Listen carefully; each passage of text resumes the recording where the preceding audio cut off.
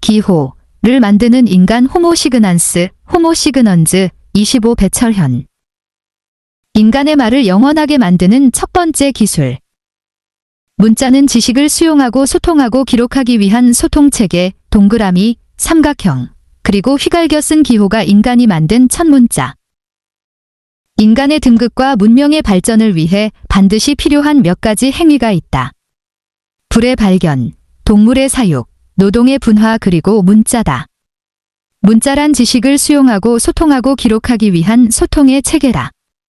인간은 까마득한 시절부터 말하기 시작했다. 말은 인간이 자신의 경험을 상대방에게 전달되는 순간 영원히 사라지고 그 대신 상대방의 기억 속에 불완전한 생각의 조각으로 남아있다가 점점 잊혀져 버린다. 문자는 인간의 말을 영원하게 만드는 첫 번째 기술이다. 이 기술로 인간은 문명을 구가했다. 문자는 소통의 혁명이다. 예를 들어 편지는 소통의 당사자들이 직접 만나지 않고 자신이 원하는 장소와 시간의 편지의 내용을 통해 상대방의 의도를 파악할 수 있다. 문자가 기록된 문헌은 정보를 축적하는 것을 가능하게 만들었다. 도서관에 소장된 책들은 동서고금의 다양한 사람의 기록한 정보들을 책과 다양한 매체를 통해 보관하는 장소다. 이런 정보 축적은 개인이 모을 수 있는 정보의 한계를 초월할 뿐만 아니라 그 정보에 관심이 있는 모든 사람에게 언제나 유용하다. 이전에는 구전에 의존하던 이야기들, 예를 들어 신화전설도 역사로 기록함으로써 소위 역사시대가 시작됐다. 사람들이 모여 살면서 개인 간의 소통이 빈번해지게 되자 서로에 대한 정확하고 정교한 거래가 문자로 기록됐다. 이제 문자로 기록된 상업과 행정 기록 없이 인간 문명은 불가능하다. 문자는 인간의 생각을 분류하고 검증하고 수정하고 증명하면서 논리의 엄격함과 생각의 심오함을 더해줬다. 진흙 표면에 기록한 쐐기 문자. 인간이 문명사회를 이루기 위해 근간이 되는 문자는 누가, 언제, 왜, 어떻게, 어디에서 처음 등장시켰는가? 학자들은 문자는 기원전 3300년경 오늘날 이라크에 해당하는 메소포타미아에서 발명됐고 그 후 기원전 3100년경 이집트 젤람, 고대 이란, 그리고 기원전 2600년경 고대 인도 도시인 모헨조다로와 하라파로 전파됐다고 가정한다. 그 후 중국과 남미에서 독립적으로 문자들이 등장한 것으로 추정된다. 중국 문자와 남미의 아즈텍 문명 문자의 기원은 아직 베일에 쌓여 있다. 문자는 누가 의도를 가지고 창제했는가? 우리가 사용하는 훈민정음이나 기원전 5세기 페르시아 제국의 고대 페르시아어는 그 문자를 창제한 당사자를 아는 유일한 문자들이다. 그러나 그 외 모든 문자의 기원은 어두운 베일에 쌓여 있다. 먼저 문자의 기원에 대한 신화들을 알아보자. 유럽인들은 자신들이 18세기 산업혁명으로 물질을 축적해 고고학과 인류학이라는 학문을 통해 다른 지역의 문화를 경험하기 전 그들이 알고 있는 신화와 경전을 통해 문자의 기원을 상상했다. 문헌에 기록된 문자의 발명에 관한 가장 오래된 이야기는 수메르 서사시 젠메르카르와 아라타의 주인이다. 이 서사시는 메소포타미아 도시 우르쿨라바의 통치자인 엔메르카르, 젠머커가 주변 도시국가 아라타, 어러타의 통치자에게 사신을 보내면서 시작된다. 엔메르카르는 아라타의 통치자에게 풍요의 여신이며 샛별 여신인 기너너를 위한 신전을 재건하는 데 필요한 백향나무 금근 청금석과 그 외 다른 보석들을 요구한다. 엔메르카르는 이난나 여신이 편히 쉴 수 있는 공간을 마련하는 일이 통치의 가장 중요한 과업이라고 여겼다. 이때 두 통치자는 사신들을 통해 서로의 답신을 여러 번 주고받는다. 어느 날 엔메르카르의 주문이 사신이 암기하기엔 너무 복잡하고 어려웠다. 그러자 엔메르카르는 문자를 창제해 자신의 말을 토판 문서에 쐐기 문자로 기록했다. 메소포타미아에는 이집트처럼 돌이 없다. 수십만 년 전부터 유프라테스 강과 티그리스 강이 아라랏, 네러레트, 산 수메르 지역으로 흘러내려와 침적토를 쌓았다. 수메르인들은 이 침적토를 손바닥 크기로 다져 토판 문서를 만들고 갈대 가지를 뾰족하게 한 뒤 그 끝으로 진흙 표면을 긁어 문자를 기록했다. 생김새가 마치 목과 같아 학자들은 이 문자를 쐐기 문자라 부른다. 렌메르카르의 사신은 자신의 입이 너무 무거워 가라타 통치자의 말을 반복할 수 없다고 렌메르카르에게 말한다. 사신은 자신의 입에 들어갈 수 있는 말의 양이 정해져 있다고 생각했다. 렌메르카르는 진흙을 일정한 모양으로 만들고 그 토판 문서 위에 자신이 한 말을 그림으로 그렸다. 이것이 수메르인들이 전하는 문자의 기원에 관한 최초의 서사시 내용이다. 후대 바빌론 시대 수메르 왕들의 연대를 기록한 수메르 왕조실록 기원전 1800년에 의하면 렌메르카르는 기원전 2700년에 살았다. 그때는 이미 문자가 600년 이상 사용되고 있던 시절이었기 때문에 젠메르카르와 아라타의 주인된 문자의 창제에 대한 과학적이며 객관적인 묘사가 아니다.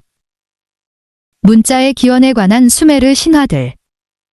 문자의 기원에 관한 두 번째 수메르 신화는 이난나와 엔키, 에리두에서 우룩으로 문명의 전달지라는 시다. 수메르 전설에 따르면 에리두는 하늘의 왕권이 내려온 최초의 도시다. 그러나 수메르 문명은 우룩에서 완성됐다. 이 시는 문명이 어떻게 우룩에서 완성됐는지를 보여준다. 이 시에 의하면 지혜의 신이며 유프라테스 강과 티그리스 강을 관장하는 신, 엔키, 긴키는 인간 문명의 근간들을 창조했다. 이난나 여신이 자신의 도시인 우룩을 위해 문자가 필요하다는 사실을 알고 계략을 꾸민다. 이난나는 엔키를 술에 취하게 만들고 취중의 문명을 구성하는 모든 요소를 자신에게 넘기도록 한다. 이 부분을 기록한 시의 내용은 다음과 같다. 그들의 마음이 술로 즐거워지자 엔키가 선포한다. 오, 나의 권력의 매들이여, 나의 권력의 매들이여. 나는 나의 딸 눈부신 이난나에게 이 이름들, 문명의 기술들을 선사한다. 나무를 다루는 예술, 금속을 다루는 예술, 문자 도구를 만드는 기술, 가죽을 만드는 기술, 건물을 만드는 기술, 그리고 바구니를 만드는 기술이다. 여기서 매는 특별한 수메르 용어다. 인류 최초의 문명을 구가한 수메르 문명을 푸는 열쇠가 바로 매, 미, 다음에는 그림 문자에서 땅을 의미하는 가로 평행선과 하늘의 원칙을 의미하는 세로 직선이 결합돼 만들어졌다. 지상의 모든 존재는 저마다 자신의 고유 임무가 있고 수메르인들은 그것을 매라고 불렀다. 가로선과 그 위 세로선이 결합해 만들어진 그림 문자 매는 기원전 2600년경 90도 오른쪽으로 돌려져 지금의 쇠기 문자 매가 됐다. 매는 문명을 구축하는 국가 조직, 종교 의례, 기술, 도덕, 인간 개인의 품성과 개성을 총괄하는 거대한 원칙이다. 그러자 순결한 이난나는 이 모든 매를 자신의 것으로 취했다. 이난나는 문자와 다른 문명의 기술들을 천상의 배에 싣고 자신이 주신으로 있는 우룩으로 내려온다. 엔키는 술에서 깨어나 자신의 모든 기술들이 탈취된 사실을 알게 되자 폭풍우와 바다 괴물들을 보내 이난나의 배가 우룩에 도착하지 못하도록 방해한다. 이난나는 이 괴물들을 물리치고 도시에 도착해 이 문명의 이기들을 우룩 시민들을 위해 하역한다. 우룩은 명실공히 인류 최초의 문명이 꽃핀 도시다. 기원전 3300년경에 해당하는 우룩 지층 두룩포어에서 최초의 그림 문자가 등장했기 때문이다. 우룩의 전성기인 기원전 2900년에는 가로 세로 6km 정도 크기의 5만에서 8만 명이 거주하는 초기 도시 형태를 보여준다. 문자의 기원을 일러주는 또 다른 고대 근동의 이야기가 후대 헬레니즘 시대에 기록됐다. 기원전 3세기 바빌로니아 마드룩 신을 섬기는 사제 베로수스, 베라서스가 있었다. 그는 기원전 290에서 278년에 바빌로니아카라는 세 권의 바빌로니아 역사서를 저술했다. 이 책에 바다 괴물 오아네스, 보언즈의 이야기가 등장한다. 오아네스는 물고기의 몸과 사람의 머리, 발, 그리고 목소리를 지닌 바다 괴물이다. 오아네스는 바빌로니아 사람들에게 문자 언어 과학 그리고 모든 종류의 기술을 가르쳤다. 18세기 그림 문자 이론과 최근 이론들. 근대 이전 서양인들은 신이 직접 문자를 만들어 인간에게 줬다고 믿었다.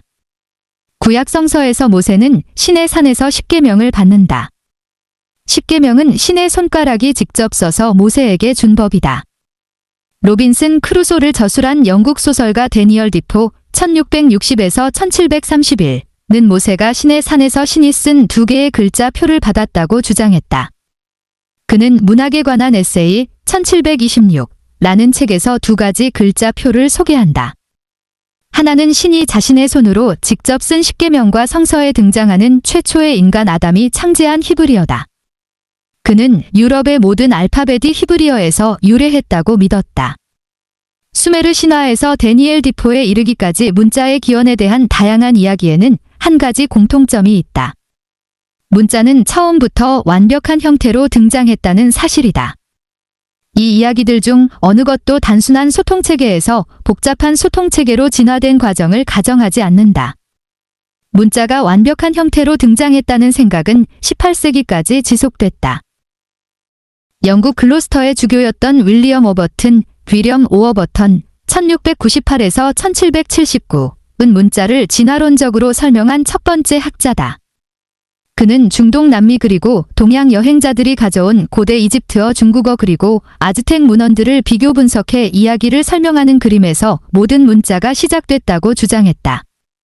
그림 문자들로 시작된 문자들이 시간이 지나면서 점점 간소화되고 나중에는 원래 그림을 추적할 수 없는 추상적인 그림으로 남게 됐다. 그는 자신의 저서 모세, 신의 사절 1738에서 이 같은 그림 문자 이론을 주장했다.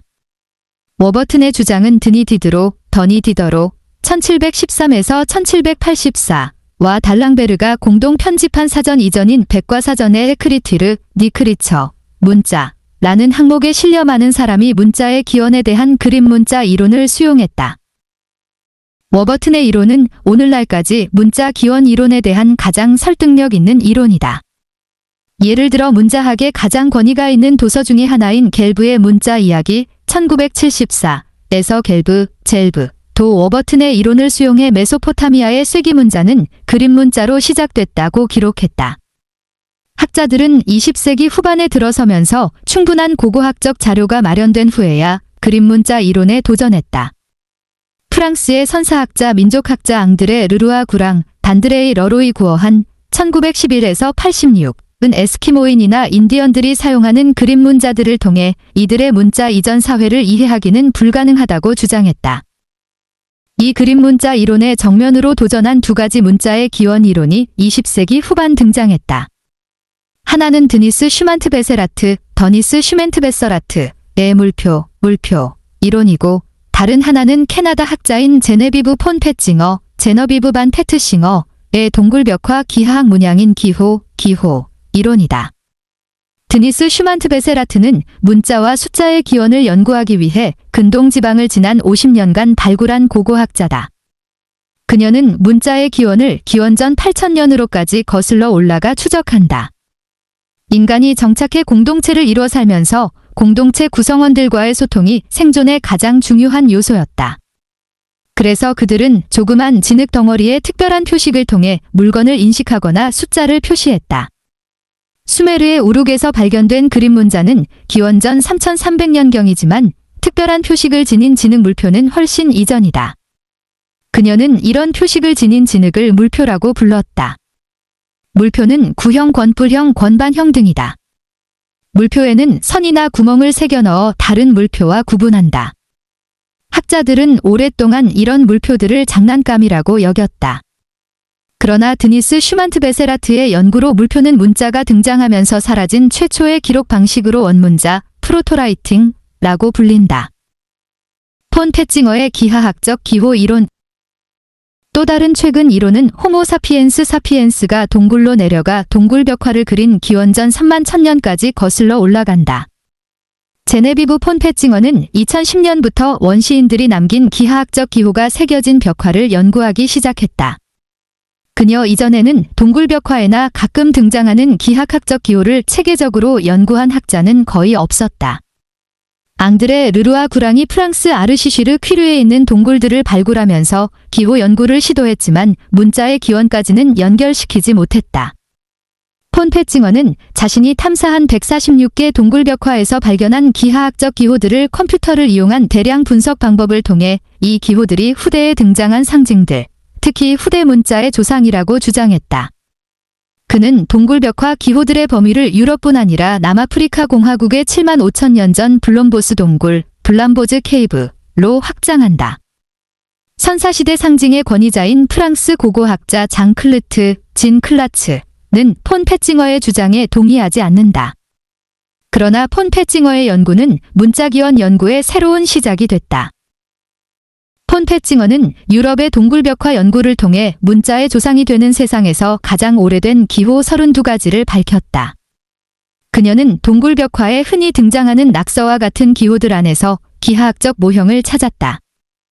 동굴벽화에 등장하는 황소 말 들소뿐 아니라 그들과 함께 그려져 있는 작은 기하학적인 상징에 매료됐다.